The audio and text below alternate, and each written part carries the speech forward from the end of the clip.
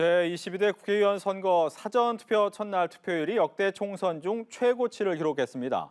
691만여 명이 참여해 투표율 15.61%로 21대 총선 사전투표 첫날보다 3.47%포인트 높은 수치입니다. 오늘 국민의힘 한동훈 비대위원장은 신촌에서 더불어민주당 이재명 대표는 대전 카이스트에서 지지층 결집을 호소하면서 한 표를 행사하고 투표 참여를 독려했습니다. 자세한 이슈 살펴봅니다. 고성국 정치평론가 김성환 시사평론가 나오셨습니다. 안녕하십니까? 네, 안녕하십니까? 오늘의 첫 번째 이슈 화면으로 보시죠.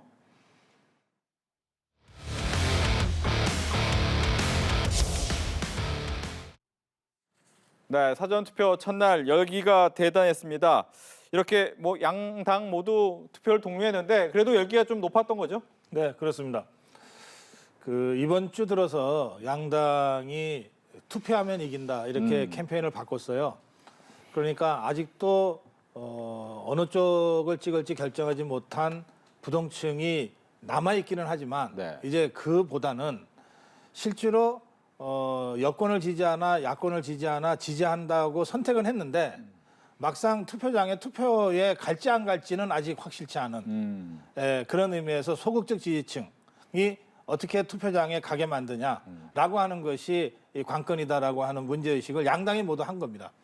그래서 양당의 이번 주 캠페인도 투표하면 이긴다 이렇게 양쪽이 다 똑같은 얘기를 하고 있어요. 그러다 보니까 사전투표에도 총력전을 기울이게 됐고 이를테면 그동안 이 보수 또는 범여권 내 유권자들은 부정선거 의혹 등등 때문에 사전투표에 대해서 상대적으로 좀 소극적이었어요. 그런데 그런 이 부정선거 우려가 여전히 일부에서 제기되고는 있지만 그러나 대체적으로는 이게 윤석열 정부가 선거 관리하는 선거다. 부정선거 걱정하지 말고 직접 더 많이 나가서 투표를 해야만 이긴다. 이런 인식들을 다 하게 된 것 같아요. 그래서 4년 전에 비해서 보수 성향의 유권자들이 좀 더 사전투표에 적극적으로 됐다. 네. 태도의 변화가 확실히 있다. 이것이 그 사전투표 투표율 증가로도 연결됐을 가능성이 많다. 그렇게 저는 해석합니다. 예, 높은 투표열기. 앞서도 잘 분석을 해주셨는데요. 네. 저는 좀 더 다른 각도에서 말씀을 드리자면 이번 총선은 지난 대선의 2차전 성격을 갖고 있다고 생각해요. 그러니까 윤석열 대통령에 대한 정권 심판론 이 부분이 굉장히 좀 열기가 높은 상황이기도 하고요. 또 정반대로 보수진영의 지지자들 경우에는 윤 대통령을 또 지켜야 되겠다는 마음이 상대적으로 들지 않겠습니까? 그런 면에서 지난 대선 때 나타났던 어떤 투표를 잘했든 못했든 간에 한편에서는 후회하고 다른 한편에서는 지켜줘야 하거나 아니면 앞으로도 계속 지지해줘야 되겠다. 이런 열기가 다시 한번 붙은 것이 아닌가 그런 생각이 들고요. 그래서 사전투표 첫날이긴 하지만 내일이 또 주말을 끼고 있잖아요. 내일은 아마 투표율이 더 높을 가능성이 높아 보이는데 이렇게 되면 대선 때 사전투표율하고 비슷한 양상을 보일 가능성도 있거든요. 그러면 지난 총선 때보다 높은 30%대의 사전투표율을 기록할 가능성도 있고 그럴 경우에 지난 이제 선관위에서 적극투표 의향층을 조사했을 때 79%가 투표를 하겠다고 얘기를 했었거든요. 근데 이것도 상당히 높은 편이었단 말이에요. 그러니까 대선하고 비슷한 패턴으로 간다고 하면 60% 후반이나 많게는 70% 초반대까지 투표율이 올라갈 가능성도 있겠다. 네. 그러면 거의 다 결집할 만큼 결집한다는 얘기가 되기 때문에 그 결과가 어떻게 나올지 이게 매우 흥미롭다 이렇게 생각합니다. 예, 보면 이제 사전투표율 지역별로 좀 한번 더 살펴볼게요. 이제 전남, 전북, 광주, 강원이 상당히 높은 지역으로 나왔고 대구, 경기, 인천, 대전은 낮은 지역으로 나왔습니다. 이건 어떤 의미입니까? 저게 역대 선거에서도 비슷하게 저렇게 그렇죠. 나왔어요. 그러니까 상식적인 얘기입니다만 굳이 해설을 하자면 호남의 표결집이 훨씬 빨리 또 조직적으로 이루어지고 있다는 걸 보여주는 거죠. 반면에 아까 말씀드린 대로 대구를 포함한 이 보수층 유권자들이 많은 곳에서는 여전히 사전투표보다는 본투표를 하는 것이 더 안전하다. 이 부정선거에 대한 이 의혹이 완전히 깔끔하게 다 해소된 건 아니기 때문에 그래서 투표는 꼭 하는데 난 본투표에서 하겠다. 이런 분들이 아직도 많으세요. 그래서 저런 차이가 나타났다고 보는 것이고요. 저는 그럼에도 불구하고 아까 말씀 잠깐 드렸습니다만 이 보수층 유권자들도 사전투표에 적극적으로 임하게 됐습니다. 오늘 6시, 7시 때 네. 아침이죠. 6시부터 사전투표 하잖아요. 그 시간대에 그 사전투표장에 간 분들이 저한테 전화로 말씀하시기를 젊은 층이 많을 줄 알았는데 의외로 나이 많은 층들이 다수더라. 그러니까 원래 보수층 유권자들이 투표율이 높거든요. 왜냐하면 투표하는 거를 국가에 대한 애국이라고 생각하는 경향들이 많이 있단 말이에요. 그리고 일찍 밤에 잠이 좀 없으시잖아요. 그러니까 새벽에들 많이 나가십니다. 그래서 이번에 사전투표의 경우에는 그런 식의 보수 유권자들이 다수 적극적으로 참여하고 있다는 것이 지금까지의 사전투표와는 조금 양상을 달리하는 점이라서 지금까지는 사실 사전투표가 높으면은 야당의 유리, 사전투표가 좀 낮으면 여당의 유리 이렇게 좀 도식적으로 분석을 해온 측면이 없지 않아 있는데 네. 이제 그런 도식으로는 설명할 필요가 없어졌다. 그렇게 말씀드립니다. 예. 이 연령대가 있는 분들을 어느 기준으로 따지면 좋을까 그게 약간 좀 헷갈리긴 하는데요. 지난 총선 때 역대 총선 최고 투표율이 나왔었잖아요. 66.2가 나왔을 때 그때 연령별 투표율을 보면 60대가 80%로 제일 높았습니다. 만약에 60대를 우리가 조금 그 연령이 있는 세대라고 본다면 60대가 인구수도 많고 그리고 투표 열기도 상대적으로 높은 상황인데다가 굳이 얘기하자면 86 그룹들이 이미 60대 초반에 이제 편입이 됐단 말이에요.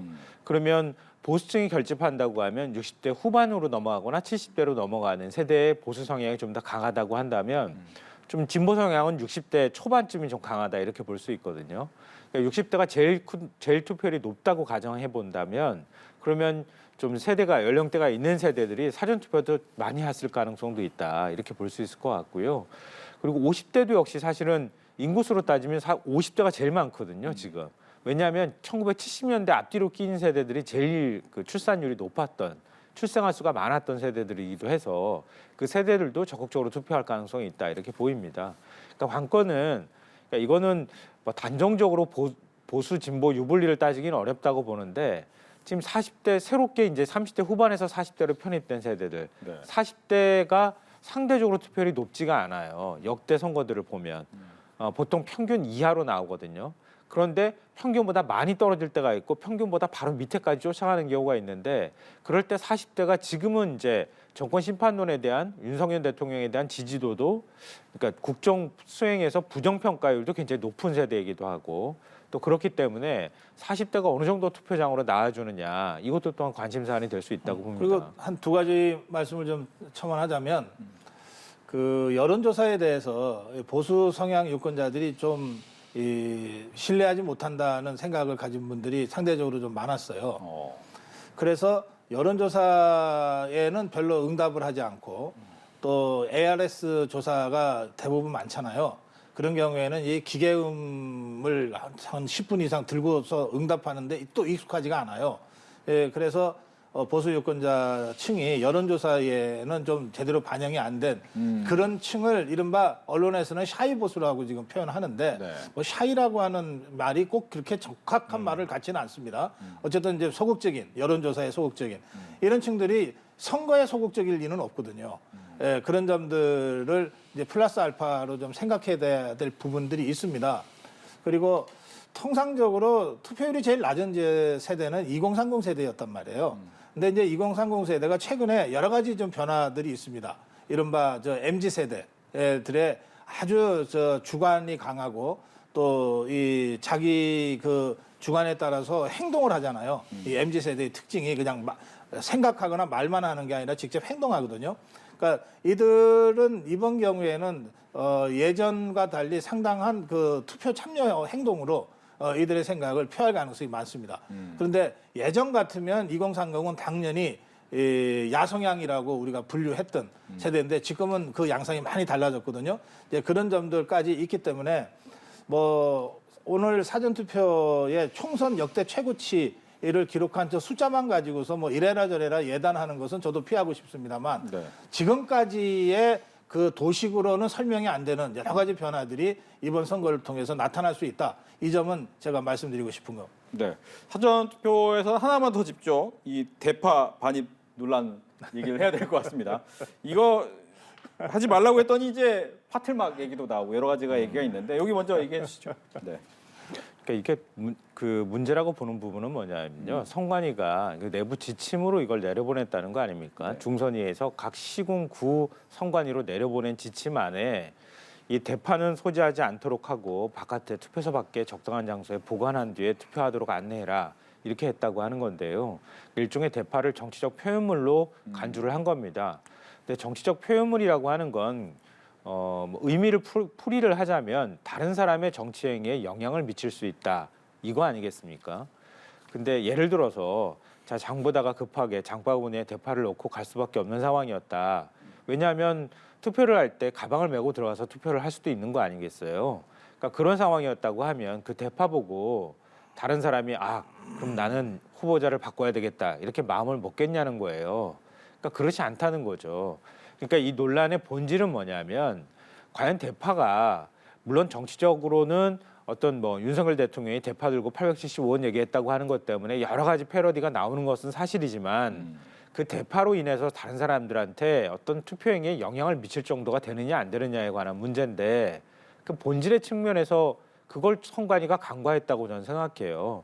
그냥 불편해서 논란이 되고 있으니까 이렇게 소지품 반입을 금지한다거나 이렇게 돼버리면 이게 또 처음 있는 일이라고 하더라고요.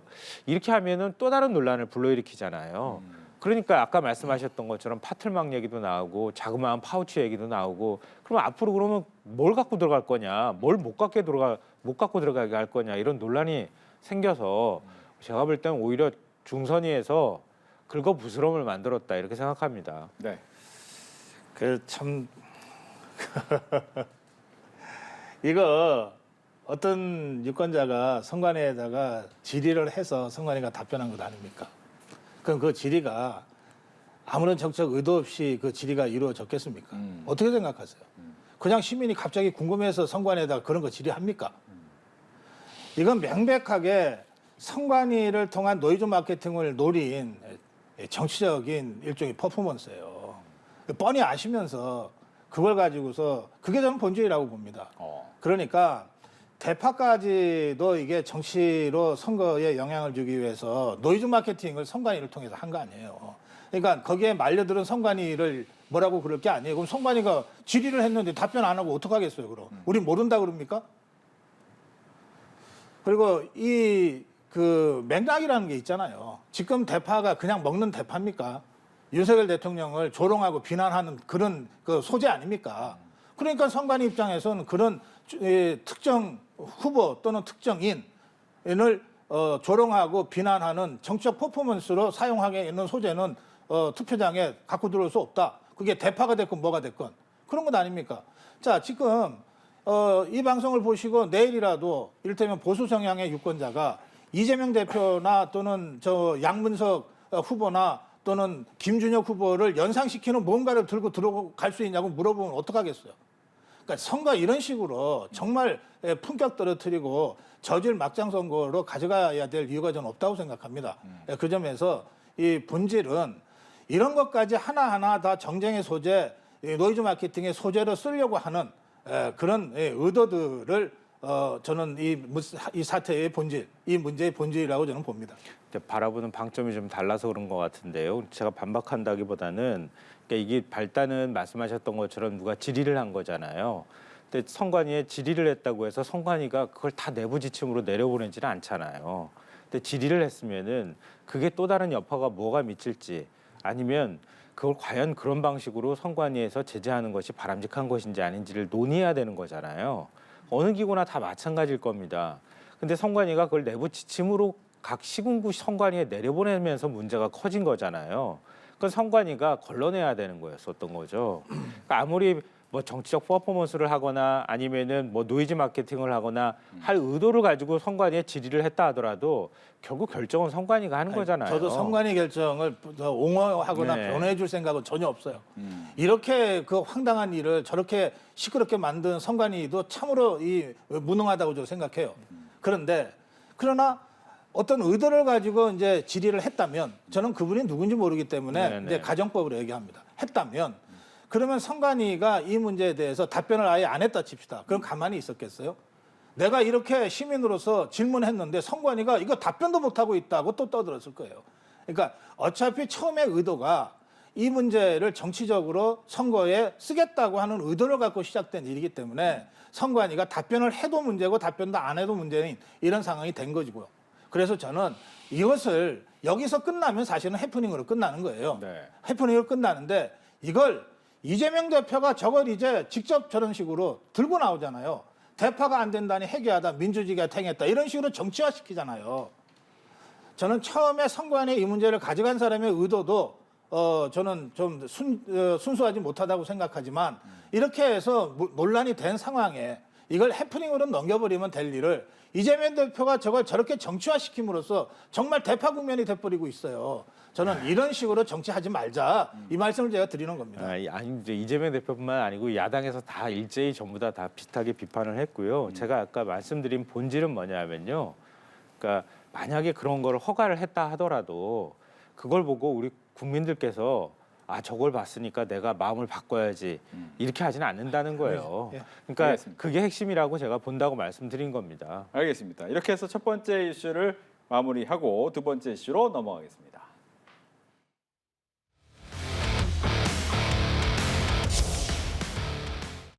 네, 사전 투표가 시작되면서 이제 지지층 결집이 시작됐다라고 보고 있죠. 아무래도 이 지지층 같은 경우에는 수도권에서 어떻게 판세가 움직이느냐, 뭐 앞서서 양당 모두 근소한 박빙이 한 50여 곳씩 된다라고 얘기할 정도로 박빙 승부가 이번엔 많을 것으로 보이는데 현재 수도권 판세 어떻게 보십니까? 원래 좀 이 범여권 입장에서는 좀 불리한 지역이잖아요. 그렇죠, 수도권. 그리고 4년 전 선거를 생각하면 뭐 정말 힘 한 번 못 쓰고 일패도지한 지역인데 그러나 대통령 선거 그리고 그 후에 있었던 지방 선거에서 또 상당히 또 범여권 입장에서는 그 만회를 했어요. 그래서 그런 것들을 종합적으로 감안하면 어느 지역이나 다 해볼 만한 혼전 지역이라고 저는 생각합니다. 수도권은 뭐 이 120개 이 선거구 중에 121 선거구 중에 이 지역은 이미 당락이 결정됐어. 이런 지역은 20-30개도 안 될 겁니다. 이쪽이든 저쪽이든. 예, 20-30개도 안 되고 이를테면 그 국민의힘의 뭐 텃밭이라고 보통 하는 강남 상구도 어느 것 하나 사실 안심할 수 있는 지역이 없어요. 그럼 마찬가지로 국민의힘의 그 강한 지역, 더불어민주당이 강한 지역이라고 일컬어지는 지역들이 쫙 있습니다. 뭐 강북 지역 중심으로 나 그 어느 지역도 안심할 수 있는 지역은 없다. 저는 그렇게 보고요. 이제 혼전이고 지금 이것은 국민의힘의 한동훈 비대위원장 또 더불어민주당의 이재명 대표가 공히 얘기하고 있어요. 네. 한 5-60개 정도가 혼전 박빙이고 여기서 이기는 쪽이 이긴다는 거 아닙니까? 그러니까 저는 수도권 선거는 정말 이제 5일밖에 안 남았지만 하루하루가 승부가 걸려 있는 것이다. 그만큼 아주 민감한 이제 시기로 들어왔어요. 민감한 시기로 들어왔기 때문에 사실은 평소 같으면 별거 아닌 걸로 넘어갈 수 있는 작은 사건도 굉장히 큰 영향을 미칠 수 있습니다. 그 점에서 저는 지금쯤이면 양당이 정말 위기관리 그 TF를 지금 24시간 가동하고 있을 것 같은데요. 그런데 그 민감도를 어떻게 판단하고 효과적으로 대응하는가 이게 마지막 그 관건이라고 저는 생각합니다. 네, 수도권 판세. 지금 뭐 양당이 전부 이제 총 결집을 하고 지지자들을 다 투표장으로 끌어내려고 전략을 뭐 취하고 있잖아요. 그래서 이제 나오는 말이 안심 진보를 경계하고 낙담 보수를 경계해야 된다 이런 얘기를 하더라고요. 그러니까 각 당이 자기 지지층이 투표장으로 안 나오는 게 제일 겁나는 거 아니겠습니까? 그러면 지는 거거든요. 그러기 위해서 거의 총력전을 벌이고 있는 상황이다 이렇게 보이고요. 근데 수도권을 보면 사실은 국민의힘이 불리한 지역이 있고 민주당이 불리한 지역이 있잖아요. 근데 이게 지금 국민의힘 판세 분석을 봐도 한 26곳 정도가 지금 혼전 지역이다 이렇게 얘기를 하고 있거든요. 네. 특히 서울 지역 같은 경우에도 10곳이 넘는 것 같아요. 그러니까 지금 박빙이라고 얘기하거나 뭐 혼전이라고 표현할 만한 지역구는 뭐 한 5%포인트 안쪽에 지금 들어와 있는 곳이다라고 볼 수 있거든요. 그러니까 어느 당도 안심하기는 어렵죠. 그러니까 여론조사 결과가 계속 나오면서 뭐 일관되게 어느 한 지역의 후보가 좀 높게 나타나는 경향은 있을 수 있겠지만 그것도 또한 포집하지 못하는 뭐 층도 일부 있을 수 있고요. 네. 또 투표율이 어떻게 되느냐에 따라서 또 결과가 달라질 수 있는 여지가 있는 거죠. 그러니까 양당 모두 지금은 긴장을 한치도 늦출 수 없는 상황이다 이렇게 보입니다. 알겠습니다. 이제 네. 그런 상황에서 아까 말씀드린 대로 이게 굉장히 민감도가 높은 상황이 됐거든요. 여기 이 상황에서는 작은 말 하나도 크게 영향을 주는데 지금 국민의힘 쪽을 보면 이 선거 막판 국면에 크게 부담을 주는 일이 현재까지는 별로 일어나지 않고 있습니다. 뭐 내부에 이를테면 무소속 출마한 장해찬 후보나 도태우 후보를 둘러싼 논란 정도가 있는 거지 무슨 국민적으로 눈살 찌푸릴 만한 그런 일들은 현재까지 국민의힘 후보들 사이에서는 별로 나오지 않고 있어요. 반면에 이 더불어민주당 후보들은 이를테면 김준혁 후보나 양문석 후보나 연일 지금 논란을 계속 지금 만들어내고 있거든요. 네. 그리고 이 논란이 팩트가 아닌데 그냥 이렇게 만들어졌다가 아니라 거의 대부분 다 팩트로 확인되고 있어요. 그리고 이 부분에 대해서 저는 더불어민주당도 참 답답할 거예요. 지도부가 지금 이거를 선거 4일 앞두고서 후보를 공천 박탈할 수도 없고 계속 가자니 부담되고 저는 그럼에도 불구하고 이 전체를 생각하면은 과감한 결단을 내리는 것이 더불어민주당한테는 무조건 좋다고 생각하는데 네. 이건 제 개인 생각이고 현재까지는 그냥 간다는 것이거든요. 그러면 바로 이런 이 국민적으로 눈살을 찌푸리게 만드는 이런 발언들이라든지 이런 사안들 있잖아요. 네. 이런 것 때문에 지금 마지막 한 4, 50군데의 혼전 박빙 지역이 국민의힘한테 다소라도 유리하게 지금 국면이 바뀔 수 있다. 그 점을 저는 지적하고 싶습니다. 원래 이제 다음 아이템이었던 리스크 차단 부분까지 지금 얘기가 나왔기 때문에 바로 넘어갈게요. 지금 바로 넘어가죠. 네, 바로 지금 민주당의 이제 리스크를 얘기를 했는데 양문석 후보나 김준혁 후보에 대한 얘기를 지금 이야기를 하신 거잖아요. 이 부분은 어떻게 됩니까? 지금 뭐 사전 투표가 이미 시작돼서 어쩔 수 없나요? 아니 지금 뭐 사실은 민주당이 취할 수 있는 방법이 마땅치가 않아요. 그러니까 뭐 결국은 무투표 당선을 하게 만드는 방법 외에 달리 방법이 없어요. 뭐 후보직을 내려놓게 하기도 쉽지 않은 상황이고요. 뭐 이미 투표를 하고 있는 상황이니까 네. 결국은 선택은 유권자들의 몫에 맡길 수밖에 없는 상황일 것 같고요. 말씀하신 것처럼 부정적인 영향이 있을 거예요, 일부. 그러니까 그런 부분들은 전체적으로 이제 표심에 영향을 미치는 거잖아요. 근데 그런 면에선 민주당이 상당히 부담스러워진 것만은 뭐 틀림없어 보입니다.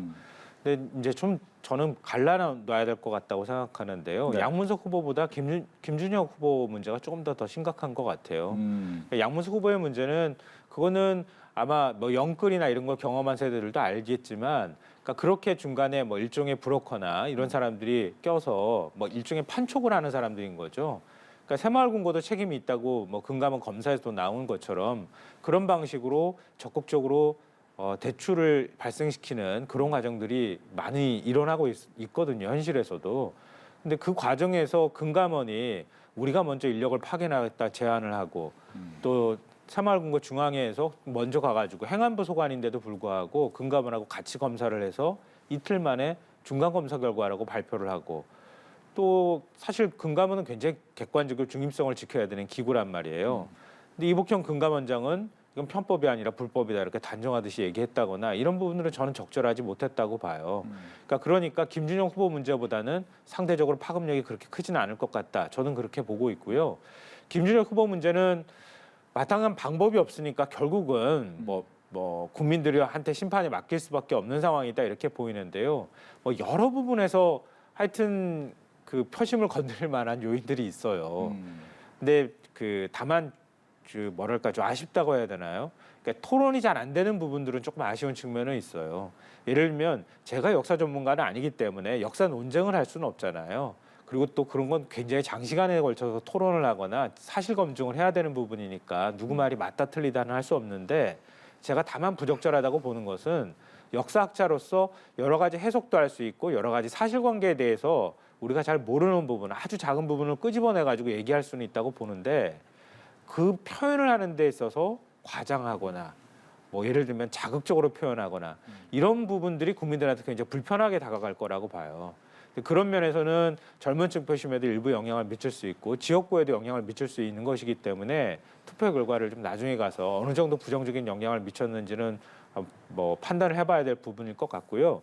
다만 이제 김준혁 후보의 문제가 전체 판세를 흔들 정도의 사안은 아니라고 저는 개인적으로 생각하고 있습니다.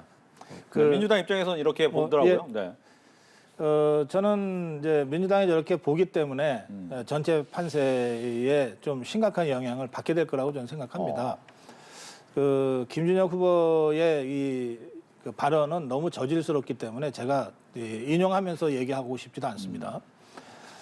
그런데 그 더불어민주당은 이미 후보 등록을 한 상태에서 갭 투기 의혹을 받았던 후보 세종갑의 후보를 공천 박탈해서 취소시킨 바가 있어요. 그러니까 그 지역은 지금 더불어민주당 후보를 내지를 못한 거죠. 이렇게라도 했던 거예요. 더불어민주당이 일주일 전, 열흘 전에는. 그런데 지금 와서 무슨 배짱으로 김준혁 후보라든지 양문석 후보라든지 또는 공영훈 후보라든지 정말 국민들이 보기에 도저히 납득할 수 없고 눈살 찌푸려지는 발언과 행위들을 일삼아온 후보들을 계속 안고 가려고 하는지 저는 도저히 이해가 안 됩니다. 물론 제가 더불어민주당 걱정까지 이렇게 해줘야 될 뭐 그런 처지는 아니라고 생각할 수 있지만 네. 그러나 저는 평론가로서는 야당이든 여당이든 좀 제대로 된 사람이 국회에 들어가서 제대로 된 의정활동을 해야 된다고 하는 나름의 기준을 갖고 있어요. 그런 관점에서 비춰볼 때 전 정말 자격 미달인 사람들이 잘못 공천됐다고 생각합니다. 그리고 선거 과정에서 그 잘못 공천된 부적절한 부분들이 지금 드러나고 있는 거거든요. 그러면 공천은 당내의 그 절차와 당내 행사니까 뭐 그 과정에서 제대로 못 걸렸다고 칩시다. 이제 선거 과정에서 이게 하나하나 다 국민들 앞에 지금 다 밝혀지고 있는 것 아닙니까? 이 경우에는 단순히 그 지역구 유권자들만의 문제가 아니잖아요. 대한민국 국민 전체가 그 부적절한 그 이 행위와 언동에 대해서 지금 다 알게 됐단 말이에요. 그런데도 이 사람들한테 표를 달라는 것 아닙니까 지금? 더불어민주당이 이 사람들 후보 지금 취소 안 한 것은 이 사람들한테 표를 달라고 얘기하는 거 아닌가요? 이재명 대표는 이 사람들 지원 유세 안 합니까? 그럼 과연 이게 공당이 국민한테 할 바냐 이 말이에요. 그럼 그 점과 관련해서는 정치적으로 얼마나 영향을 미치고 안 미치고 이건 우리 국민들께서 선택하실 문제지만 네. 그 이전에 정치가 이렇게 가서는 안 되는 것 아니냐라고 하는 말씀은 좀 평론가로서 드리고 싶다는 겁니다.